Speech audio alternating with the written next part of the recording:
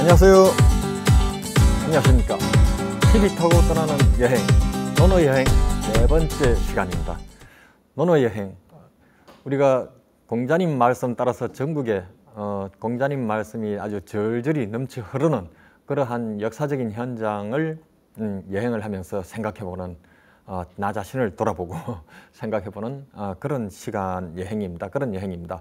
오늘은 우리가 바다 건너 비행기를 타고 외국 가는 게 아닙니다. 제주도로 가보겠습니다. 제주도에도 노노와 관련된 일이 있나? 예, 있습니다. 바로 제주도 서귀포 쪽 대정읍으로 여행을 떠나도록 하겠습니다. 먼저 공자님은요, 남과 잘 소통하려면 우리가 남과 잘 소통하려면 어떻게 해야 될까요? 공자도 뭐 남들처럼 장가도 가고 아들, 딸도 낳았습니다. 공자도 아들 하나, 딸 하나 낳았죠. 아들, 딸도 낳았습니다. 남들처럼 할 것 다 했는데 공자도 절대로 하지 않은 네 가지가 있습니다. 절대로 하지 않은 네 가지. 뭘 굳이 또 네 가지를 안 해. 예, 바로 자절사라는 말인데요. 자는 공자를 얘기하고 절사 네 가지를 끊었다는 게 하지 않았다. 뭡니까? 무의, 무필, 무고, 무아. 예, 이렇게 이야기하면 어렵죠. 예, 무의는 자기 뜻대로만 하지 않았다. 자기 뜻대로만. 세상은 모든 사람이 같이 더불어서 사는데 자기 뜻대로만 한다면은 그건 뭐 안 되죠. 예, 더 이상 설명이 필요 없습니다. 그죠? 안 됩니다. 자기 뜻대로만 하지 않았다. 무의. 그다음에 틀림없이 반드시 그렇다고 주장하지 않았다. 무필. 예, 무필. 반드시라는 거는 사실 우리가 확신을 하고 이야기를 한다고 하지만은 변수라는 게 있습니다. 결과에 이르기까지 어떤 변수가 작용하다 보면 그 반드시란 말이 뒤집힐 수가 있죠. 이것을 또 공자가 놓치지 않았습니다. 그 다음에 고집을 부리지 않았다. 아주 우리가 참 너무나 누구나가 좀 쉽게 그렇게 저지를 법한 일인데 어쨌든 고집을 부리지 않았다. 공자가 고집을 부리지 않았다고? 아니야. 부렸을 것 같은데 어쨌든 부리지 않았습니다. 그 다음에 마지막 무아는 뭡니까? 자기만을 내세운 아집. 예, 크게 보면은 이 네 가지가 뭐 좀 비슷한 의미를 갖고는 있습니다만은 이제 세세하게 조금씩 그런 차이점은 있습니다. 어쨌든 이러한 어쨌든 나만 잘났다. 이렇게 내세우지는 않는다는 거죠. 이것이 이제 자절사 네 가지 하지 않은 네 가지입니다. 우리가 오늘날 우리도 상당히 이 부분에 대해서는 좀 염두에 둬야 할 것 같습니다.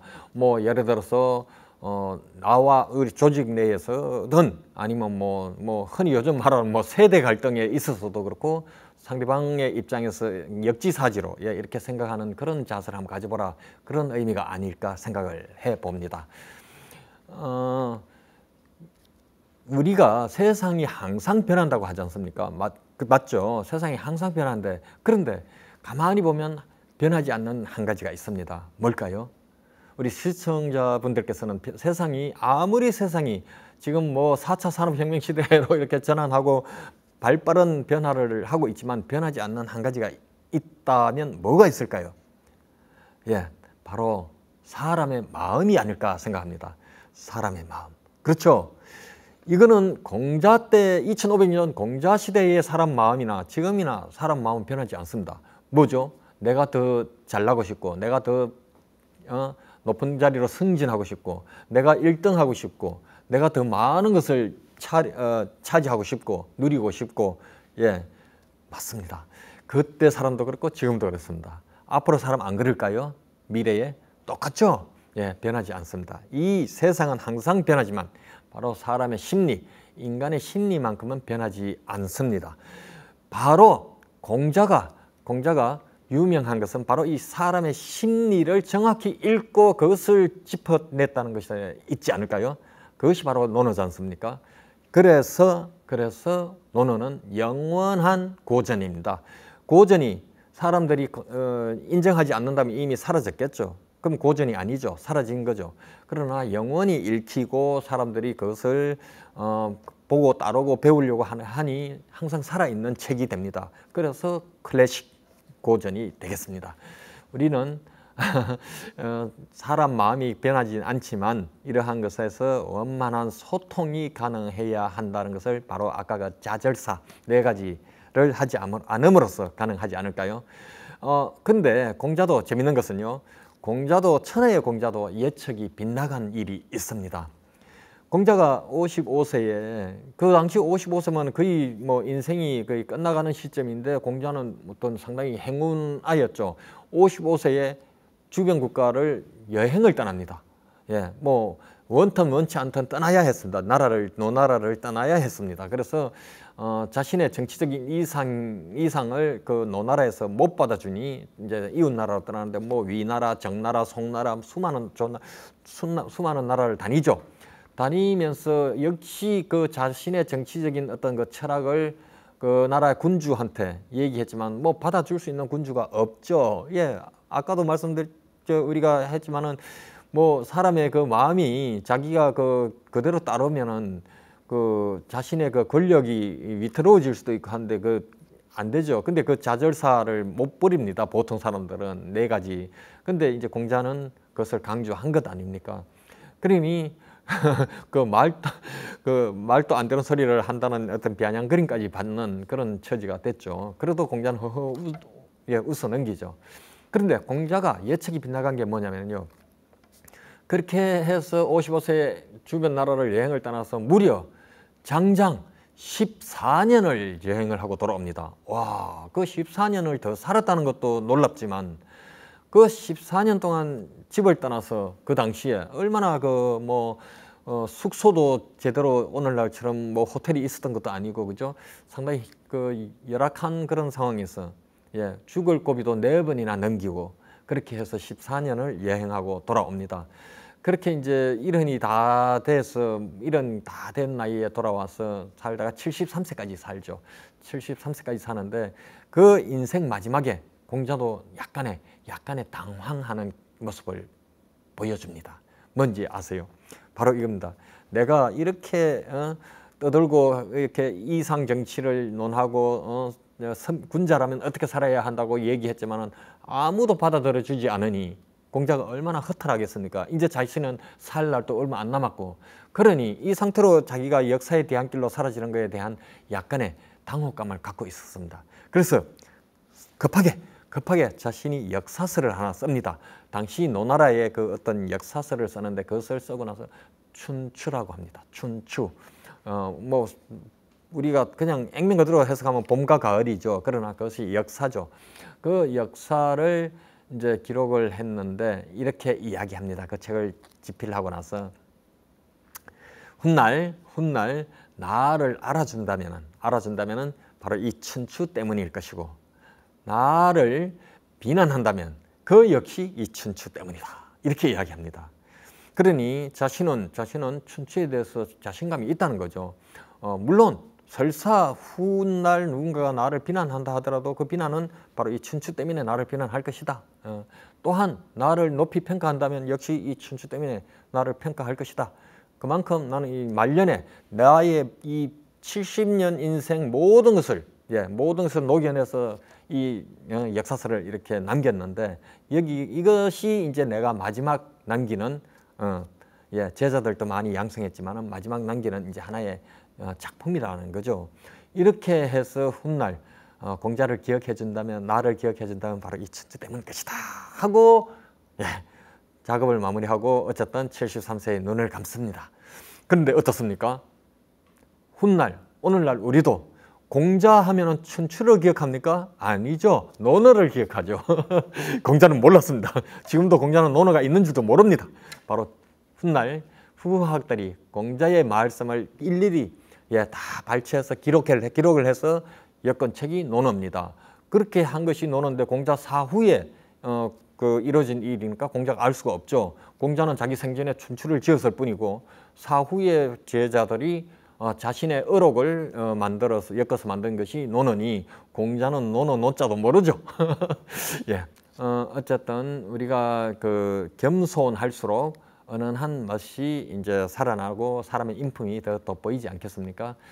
바로 평소에 그렇게 큰 소리 치다가도 큰 소리 치다가도 결국은 고개를 숙인 그런 사람이 또 한 사람이 있습니다. 우리 역사상에도.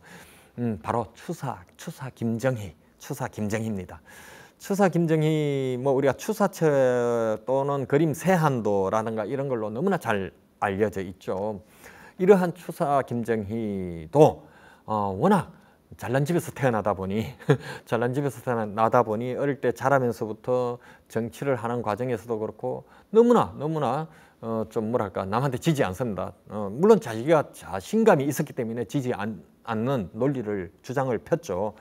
그까지는 좋습니다만은 어쨌든 추사 김정희도 좀 겸허해지는 그런 노후에 좀 그런 모습을 보였습니다.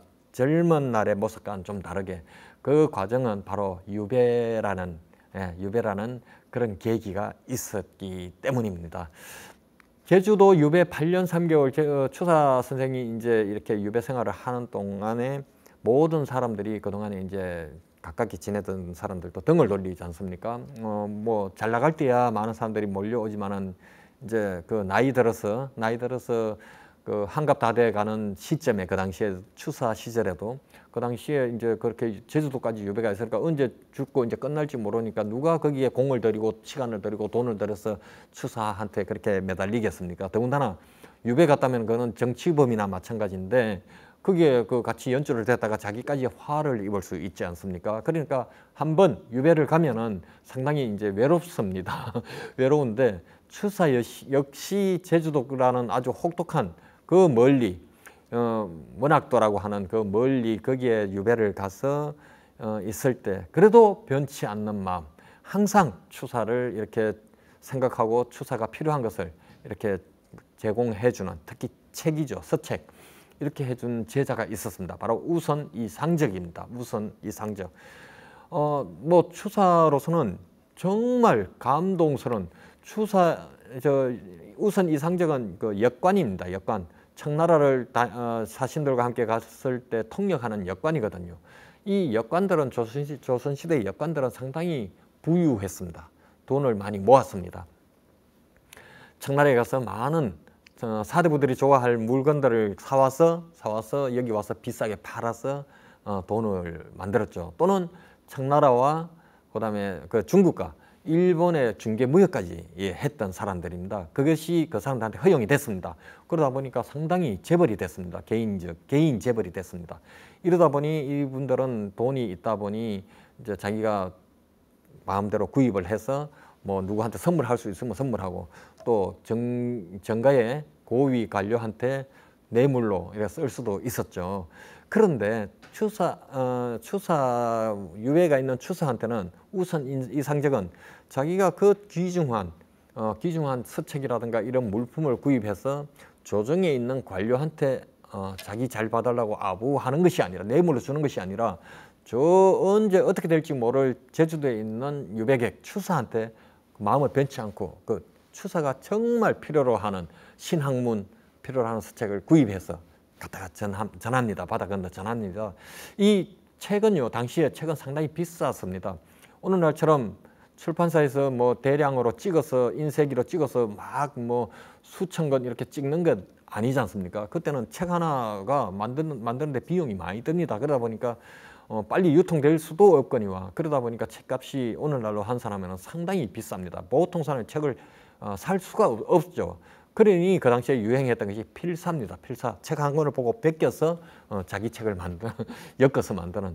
그래 필사가 유행할 정도로 그 책값이 비쌌죠.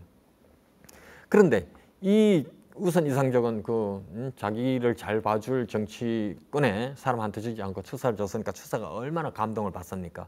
몇 해 동안 그렇게 하니 추사가 고마워서 어느 날 자기가 그림을 한 폭 그립니다. 문인화죠.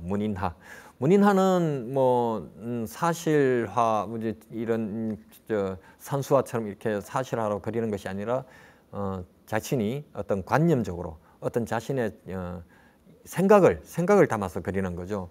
이렇게 담아서 그린 것이 문인화인데, 추사가 그린 문인화는 이 뭐 나무 네 그루가 아주 고목이 네 그루가 아주 뭐라 할까요? 바람 불면 쓰러질 것 같이 아주 고목이죠. 고목이 이렇게 있고 옆에 아주 초라한 집 한 채가 길게 이렇게 늘어진 집 한 채가 있는데 그 그림보다도 사실 그 그림 뒤에 달린 발문, 서문, 발문이 너무나 참 추사로 하여금 감동을 자아내게 추사가 자신의 그 받은 감동을 그대로 읊은 그런 글이 되겠습니다. 이 추사는 바로 우선 이상적을 향한 글이죠. 우선 이상적가 이게 일종의 말하자면 편지를 쓴 겁니다. 이 그림을 그리고 그림 옆에다 내가 이 그림을 그린 어떤 그 동기와 그 다음에 이 담고 있는 이야기를 씁니다. 그 이야기는 뭐냐면 결국은 이거죠. 모든 세상 인심이라는 것은 사람 인심. 아까 우리 사람의 그 심리만큼 변하지 않는다고 했지 않습니까? 그 세상의 인심이라는 것은 이 항상 권세와 이익에 따라서 움직이는데 권세와 이익에 따라서 그렇죠. 나도 잘 보이려면 높은 사람한테 또는 내가 뭔가 이득을 얻을 수 있는 사람한테 가서 이렇게 뭐 줄을 서고 하지 않겠습니까?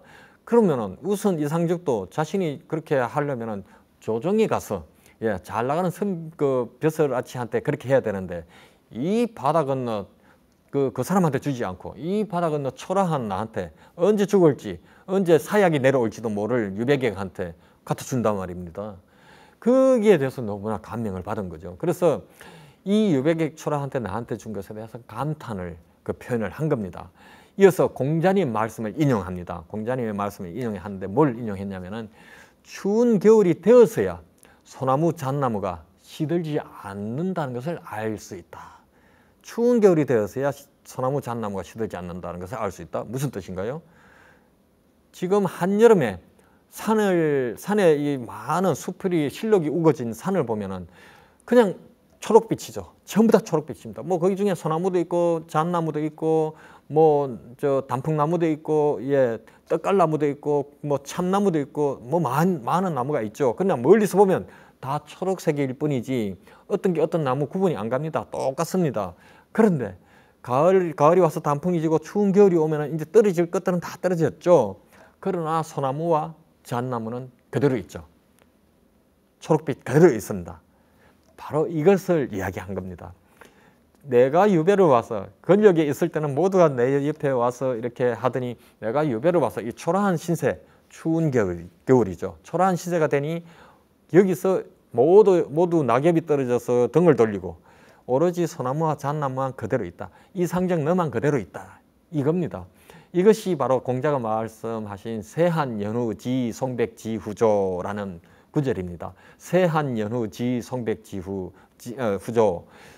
세한은 그 추운 겨울날을 얘기하죠. 새 밑에 아주 추운 겨울날을 이야기합니다. 세한연후, 그 추운 날 연후, 그런 연후에야 안다. 뭐를 압니까? 송백지후조, 소나무와 잣나무가 지후조, 늦게 시드는 것을 뒤로 미룬다. 시드는 게 관심 없어. 나는 지금 계속 지금까지 했던 그 의리를 지킬 거야. 내 마음 변치 않고 지킬 거야. 시드는 거는 뒤로 미뤄놨다. 뒤후자 뒤로 미뤄놨다. 이것이 바로 세한연후지 송백지후조. 바로 이 공자님의 말씀을 그 문구를 인용해서 우선 이상적한테 이 그림을 보냅니다. 얼마나 쓰는 사람도 없고 받는 사람도 감동과 감격에 찬 그런 심정 아니겠습니까? 자기 출세길이 눈앞에 보이는데도 거기에 보내지 않고 옛 정을 잊지 않고 이렇게 서로 교감을 나눌 수 있다는 것, 참 오늘날 우리가 살아가면서 참 많이 빛이 바랜 그런 우리 어떤 뭐라 할까요? 의리라 하겠습니다. 이런 부분을 우리가 들으면 요즘도 쉽지 않은, 실천하기가 쉽지 않은 그런 문구 같습니다. 그래서 제가 여기서 이 세한연후지 송백지후조라는 문구에서 저는 세한후조라는 말을 꼭 한번 가슴에 새기고 살려고 생각을 하고 있습니다. 세한후조. 중국 전국 시대에요. 전국 시대에 그 재상을 했던 맹상군이라는 사람이 있습니다. 맹상군이라는 사람이 있는데 이 사람이 재상에 재직하고 있을 당시에 집에 손님이 3,000명, 3천 명이 수많은 사람이 몰려왔다는 거죠. 3천 명이 집에 와서 뭐 몰려왔겠습니까? 예, 제상이니까 몰려와서 아부를 하는 거죠. 예, 그렇게 몰려왔는데 이 사람이 맹상군이 파직을 당하게 됩니다. 어느 날 항상 부침이 있었지 않습니까? 예, 그렇게 파직을 당하니까 그 3천 명 빈객들이 다 사라지고 없더랍니다. 단 한 사람 딱 남아서 풍환이라는 사람이 남아서 옆에서 위로를 해줍니다. 그런데 이 풍환이라는 사람이 위로를 해줬고 또 세월이 변해서 맹상군이 다시 제상으로 복귀를 합니다. 떠나갔던 사람들이 가슴을 치겠죠. 이때 풍환이 이런 이야기를 합니다. 맹상군한테 부귀하면 선비들이 모여들고 빈천하면 다시 빈천해지면 친구가 적어지는 것은 세상의 이치입니다. 왜냐하면 더 이상 얻을 물건이 없기 때문입니다. 하고 맹상군한테 이야기를 합니다. 이 참 가슴에 와 닿죠. 예. 내가 이득이 있는 사람한테만 줄을 서고 그 사람한테 섰다가도 이제 더 이상 얻을 이익이 없으면 등을 돌린다는 거죠. 세상 인심이. 그렇게 되는 것이 누구나 또 다 알면서도 또 예, 그렇게 하곤 합니다. 어쨌든 이 맹상군 역시 그런 일화를 남긴 사람입니다. 달면 삼키고 쓰면 뱉는 세상 사람들의 어떤 그러한 심리는 변치 않죠. 공자는 이러한 사람들을 뭐라고 했냐면요, 향원이라고 했습니다. 향원. 이 향원은 요즘 말로 쉽게 말하자면 사이비군자입니다. 사이비군자. 군자 인내하면서 폼을 잡고 동네에서 이렇게 폼을 잡고 어깨에 힘 들어가고 하죠. 하면서 속으로는 자기 이속만 차리는 사람. 예, 학자로는 곡학아세하는 학자들. 예, 이러한 사람 무리군을 향원이라고 공자는 이야기를 합니다. 자신의 어떤 하나의 영역을 일가를 이루려면 단순히 모방만 해서는 안 될 것입니다. 폭넓게 많은 지식을 쌓고 경험을 해서 자기 것으로 만들어서 결과물을 냈을 때 그것이 진정한 창작물이 되죠. 모방은 하되 거기서 창작을 한 결과물이 나와야 되는데 모방해서 끝나면은 아류가 됩니다. 영원한 아류죠. 그런데 추사는 바로 그 자신의 창작물을 냈기 때문에 추사체라는 명성을 얻게 됩니다. 환재 박규수 선생이 이런 이야기를 했습니다. 박규수 선생은 연암 박지원 선생의 손자입니다. 이 박규수 선생이 추사체에 대해서 평가를 아주 정말 일목요연하게 평가를 내렸습니다. 그 추사의 글씨는 여러 차례 바뀌어 왔다고 합니다. 그동안 쭉 오면서 바뀌겠죠. 계속 발전해 나가는 단계가 있을 테니까 바뀌었죠. 어릴 때는 명나라 동기창, 명나라 그 말기에 아주 최고의 서예가로 꼽혔던 동기창의 동기창의 글씨에 뜻을 두고 열심히 따라 했다고 하거든요. 추사가. 그렇게 했는데 중년기에 와서는 당시 그 청나라의 옹방강, 최고의 또 서예가인 옹방강은 추사한테로 본다면 할아버지 뻘 되는 나이 차이입니다.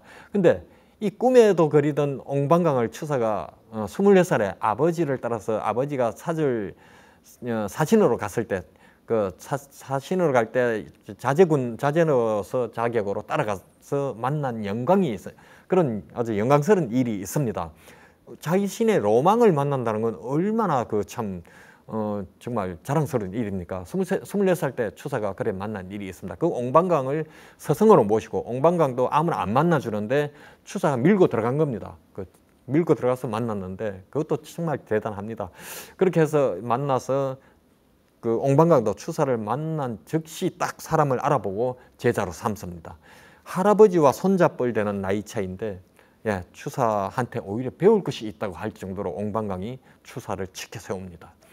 이 추사가 그 중년기에는 옹방강을 따라서 열심히 또 그 서체를 이렇게 배웁니다.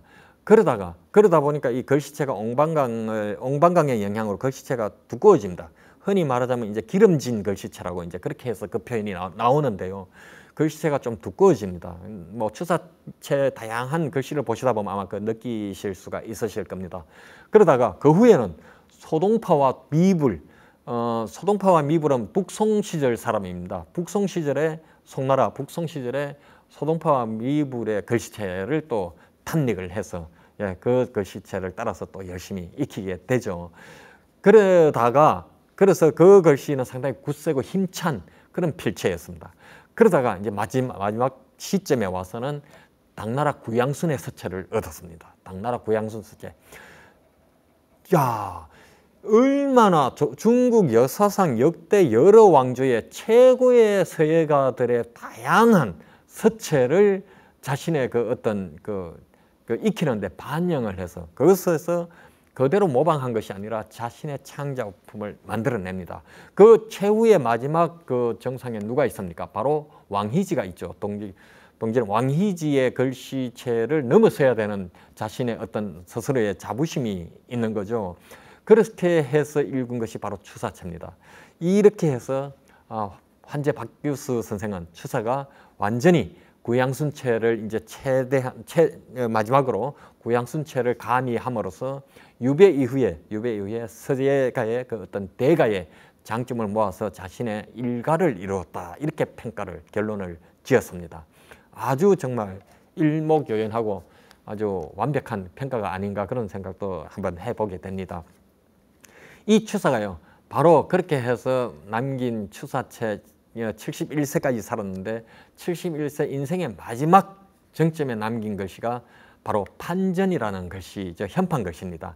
저 판전이라는 현판 글씨는 서울 강남에 있는 봉원사에 있는 그 전각에 달려 있는 현판입니다. 판전은 뭐냐면 당시에 추사 선생이 봉원사에 자주 이제 오가고 하다가 그 화엄 경판을 만드는 과정에서 그 경판을 보관하는 전각의 달 현판이었거든요. 이 현판을 그러니까 그 화엄 경판이니까 판전입니다. 이것을 썼는데 이 글씨를 쓰고 3일 후에 인생을 마감합니다. 그러니까 추사 선생의 최후의 글씨체가 되겠습니다. 그 유배지가 있던 곳에 가까운데 대정향교가 있습니다. 향교에 이렇게 가니 많은 또 유생들이 와서 공부를 하지 않습니까? 이럴 때 이제 많은 가르침을 또 요청받고 가르침을 또 주고 이렇게 했습니다. 하다가 현판에 글씨도 하나 남겼는데 현판의 글씨에 의문당이라는 글씨를 남겼습니다. 이 의문당은 뭐냐면은 공자님이 항상 그 제자들에게 가르칠 때 군자는 항상 마음속에 가져야 할 9가지가 있다고 이야기를 했거든요. 이 9가지 중에는 뭐 볼 때는 제대로 똑바로 보고 얘기를 해야 된다고 생각을 해야 된다고 하죠. 그 시사명의를 해서 볼 때는 분명하게 보고 그다음에 또 들을 때는 청사총, 들을 때는 또 총명하게 듣고 이야기를 하라고 이렇게 이야기합니다. 그러면서 또 이제 그 중에 하나가 의사문이라고 있습니다. 의문점이 있으면은 물어보려고 생각을 하라. 의문점이 있는데도 긴가민가 하고 넘어갈 것이 아니라 분명하게 물어보려고 생각을 하라는 거죠. 그리고 물어보라는 거죠. 이 의사문을 그 자신이 현판으로 의문자만 따서 현판을 그 대정한교의 현판을 달았습니다. 그래서 그러한 것도 우리가 좀 새기면은 추사 선생이 왜 의문이란 말을 이 제자들에게 이렇게 남기고 갔을까 하는 것도 한번 새겨보면 좋을 것 같습니다. 우리가 그렇습니다. 사실 저도 뭐 예전에도 많이 그렇고 뭐 지금도 뭐 경우에 따라서 그렇긴 하겠지만 제가 필요하지만 그 누군가에게 좀 처음 보는 사람에게 특히 이제 그렇겠죠. 뭐 물어보려고 하면은 뭐 상대방이 또 거절하거나 아니면은 귀찮아하거나 싫어하거나 할까봐 괜히 또 마음 상할까봐 그죠? 예, 머뭇머뭇하죠. 뭐 근데 가만 생각하니까 머뭇거리면 자신만 손해인 것 같아요. 거절 받더라도 일단 한번 해보고 거절하면 예 하면 돌아서면 그만이거든요, 사실은. 그런데 그 자체가 무서워서 걱정이 돼서 안 한다는 것은 그건 더 어리석은 일이 아닌가 그런 생각을 하게 됩니다. 그래서 뭐 거절 받을 때 받더라도 일단 한번 예의를 갖춰서 물어보면 되잖아요. 그래서 이 의문당 이것을 다시 한번 저로 하여금 되새기게 하는 그런 여행지가 됐습니다. 대정해안교 바로 그 담 넘어 왼쪽에 나가면은 추사 선생이 당시에 그 이제 차를 다려 마시고 했던 샘이 있습니다. 샘이라는 샘이 있습니다. 지금도 그대로 남아 있습니다. 그리고 가셔서 보시면은 당시에 추사 선생의 뭐랄까 여기서 물 받아서 뭐 마셨을 수도 있고 또 차를 다려서 드셨을 수도 있고 그죠? 그런 것도 한번 연상해 보면은 좋을 것 같습니다. 추사 유배지가 있는 그 대정의 그 추사 유배지가 있는 곳에서는요, 추사 유배지의 바로 그 앞쪽에 보성초등학교가 있습니다. 지금이 보성초등학교가 있는데 초등학교 그 뜰에 그 돌 비석이 몇 개가 놓여 있습니다. 그 중에 하나 동계정온 유허비가 있습니다. 동계정온, 동계는 호고 이름은 정온입니다. 이 정온 선생은요, 상당히 우리가 흔히 조선시대의 선비들의 아주 대쪽 같은 선비, 대쪽 같은 선비입니다. 대쪽 같은 선비를 해서 꼭 나쁜 의미만은 아니죠. 그만큼 절개가 있고 의리가 있고 그런 쪽으로도 충분히 우리가 이해할 수가 있겠습니다. 바로 무슨 일이 이 동계정온 선생하고 동계정온 선생에게 무슨 일이 있었냐면요. 영창대군 선조의 이제 선조 말년에 마지막에 정식 왕비한테서 태어난 영창대군이 있었습니다. 태어났습니다. 그런데 그 전에 이미 광해군이 다음 왕으로 예약이 돼 있죠. 이복 동생 정식 왕비한테서 자신은 후궁한테서 태어났고 어린 동생은 이제 정식 왕비한테 태어나다 보니까 신하들 사이에 다시 세자를 교체해야 된다는 이야기가 나오거든요. 광해군은 섬뜩해지죠. 그래서 큰일 났습니다. 빨리 뭔가 조치를 손손 쓰지 않으면 저 꼬맹이한테 자신은 이제 30살 넘어간 저 광해군이 꼬맹이한테 저 왕위를 넘겨줘야 되는 그런 상황이 왔죠. 결국은 광해군이 선조가 급사하고 갑자기 죽고 왜 죽은지 모르겠습니다. 갑자기 죽었습니다. 갑자기 죽고 갑자기 죽었는데 그날 오전에 광해군이 아버지한테 먹을 것을 갖고 들어갔는데 들어갔다 나와서 좀 있다 죽었습니다. 죽었는데 어쨌든 그러고 나서 광해군은 왕이 됐고 광해군은 영창대군을 강화도로 유배 보내서 증살시킵니다. 증살. 방 안에 가둬놓고 방에 불 엄청 떼어서 증살시킵니다. 그래서 사사시키 죽이죠. 그렇게 해서 광해군이 이제 그런 일을 이제 하고 나니 동계정온 선생이 거기에서 항의를 합니다. 영창대군을 죽인 그 사람을 벌을 내려야 된다. 벌을 내려야 된다. 그 신하를 벌을 내려야 된다 하니까 광해군이 얼마나 속설이겠습니까? 돌아서 결국 나한테 항의하는 거나 마찬가지 아닙니까? 그래서 상당히 괘씸하고 해서 제주도로 유배를 보내버립니다. 제주도로 유배를 보내서 바로 그 추사 선생이 왔던 유배지 바로 그 자리로 유배를 보냅니다. 그래서 거기서 추사 선생이 가서 유배 생활을 하니 자신보다 200년 전에 동계정온 선생이 거기서 유배 생활을 했거든요. 10년을 유배하고 돌아갑니다. 그렇게 유배하고 돌아갔으니 여기에다가 유허비를 새기자 이렇게 이야기를 해서 그 당시 또 그 고을 수령이 추사 선생도 유배객인데 유배객의 청을 들어줍니다. 그렇게 해서 동계정온 선생의 유허비가 생기게 됐습니다. 이 동계정온 선생은 그 후에도 인조반정이 일어나면서 광해군이 이제 강화도로 유배를 가지 않습니까? 강화도로 유배를 갔다가 다시 제주도로 이배를 하게 됩니다. 세상에 보십시오. 광해군이 자신이 신하가 괘씸해서 미워서 제주도로 유배를 보냈는데 그 신하는 10년 유배살이 하다가 자신을 내쫓는 쿠데타 인조반정이 일어나면서 살아서 돌아갔고 자신은 그 인조반정을 인해서 제주도로 유배를 왔습니다.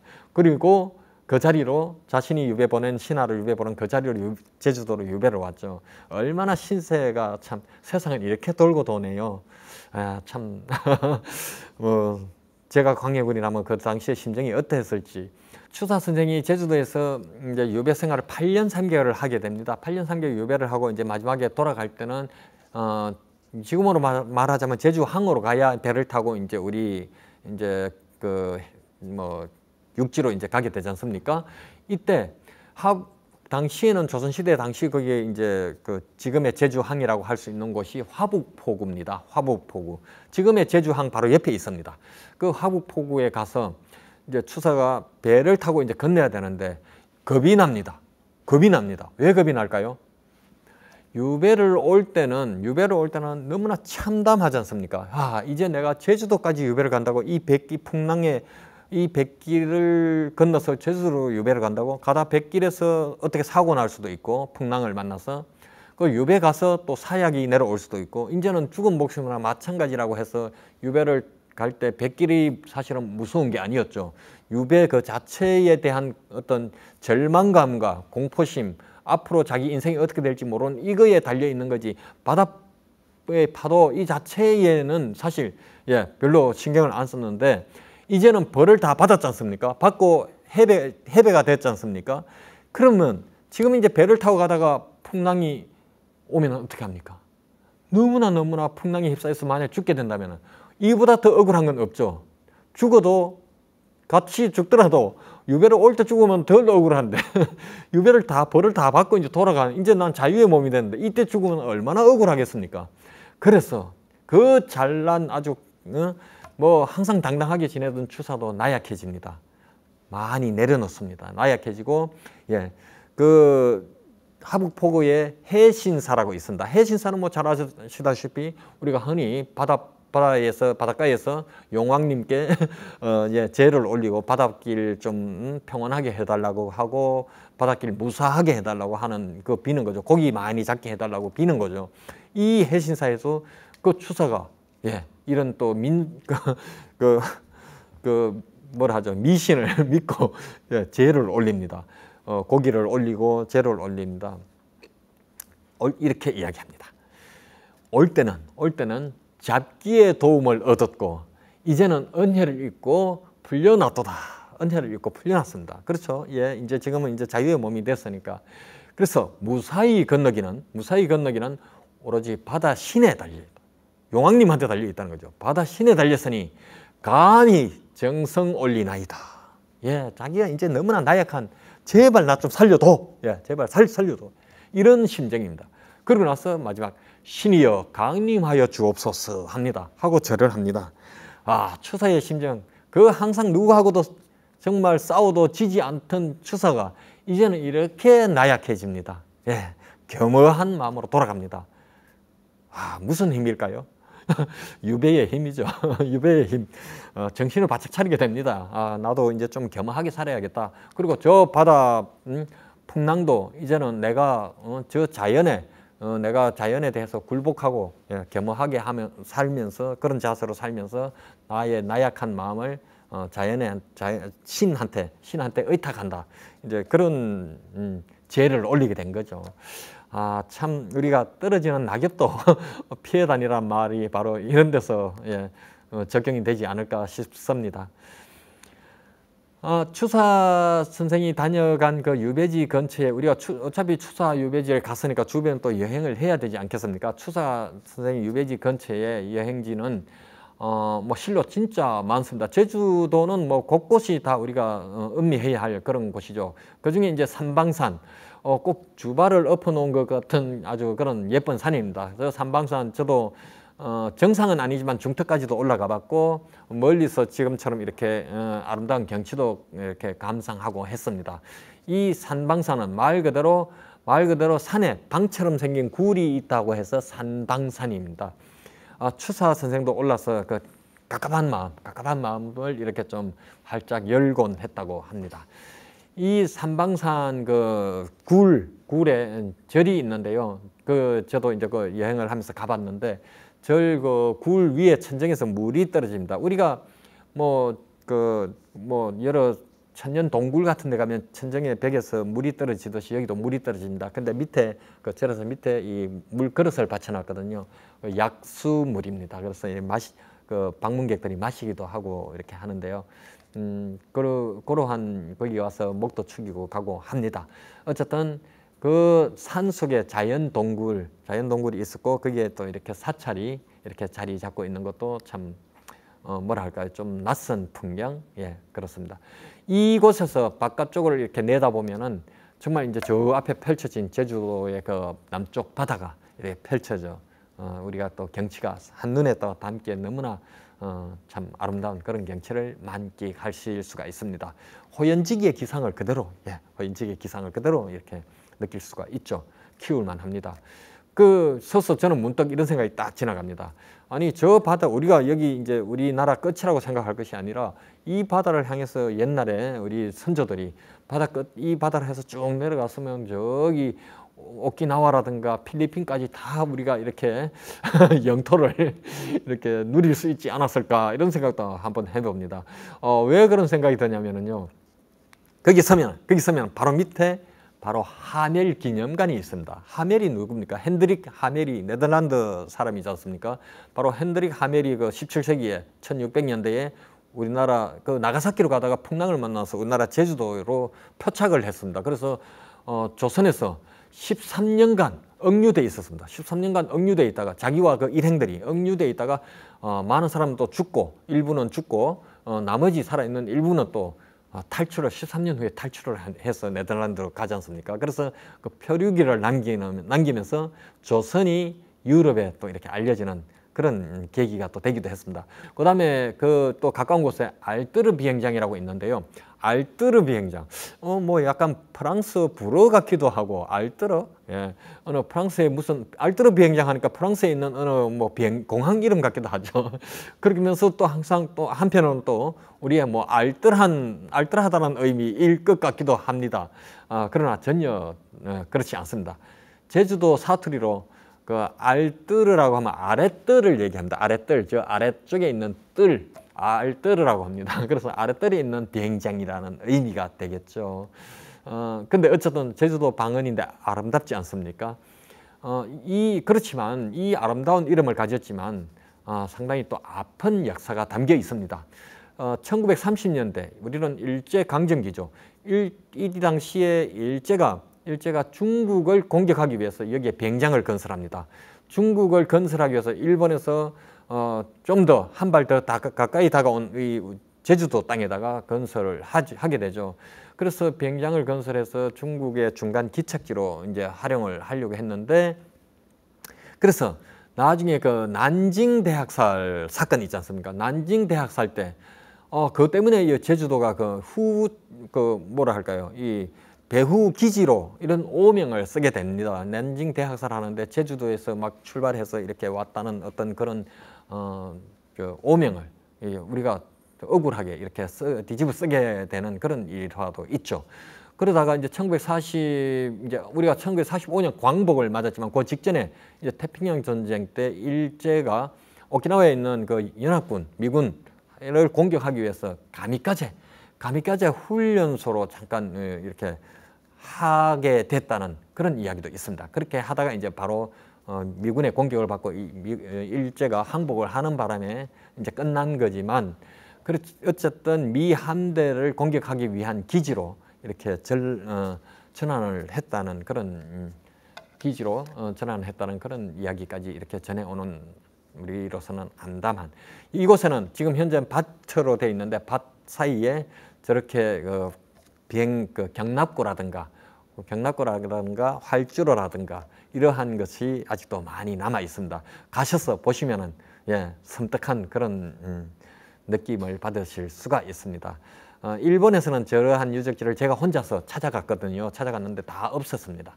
정말입니다. 일본 그 가오시마 남쪽의 치란이라는 곳을 제가 혼자서 정말 배낭 하나 메고 답사를 했는데 없애버렸거든요. 근데 우리 땅에는 남아 있습니다. 우리 땅이니까 그래도 우리는 보존을 해야 됩니다. 그 추사 선생이 유배 생활할 때 너무나 심한 바람이 불어서 춥고 힘든 곳이었거든요. 그래서 모살포라는 우스개 말도 있을 정도로 모살포가 그런 이름도 갖고 있습니다. 그래서 지금은 방어 축제, 방어가 많이 잡히는 곳입니다. 거기가 방어 축제, 방어 월동지이기 때문에 그 앞바다가, 그래서 방어 축제로 유명한 곳이기도 합니다. 제주도에서도 유명한 축제 중에 하나가 바로 이 모설포 방어 축제입니다. 그 모설포항에서 배를 타면 가파도에 갈 수 있고요. 가파도는 봄에 청보리로 유명합니다. 가파도 갈 수 있고, 또 조금 더 내려가면 마라도를 또 여행할 수가 있습니다. 우리나라 흔히 말하자면 마지막 영토가 되겠습니다. 더 남쪽에 이어도라고도 있죠. 그러나 거기는 바닷속에 잠겨있기 때문에 섬은 아닙니다. 그래서 우리가 땅으로 치면은 마라도가 마지막 섬이 된다고 그렇게 이야기하고 있습니다. 어쨌든 이러한 제주도에 많은 여행지가 우리를 기다리고 있습니다. 노노 한 구절을 따라서 내 가슴 속에 새기면서 제주도에 많은 여행지를 두루두루 섭렵하고 내가 누릴 수 있다면 얼마나 멋진 여행이 되겠습니까?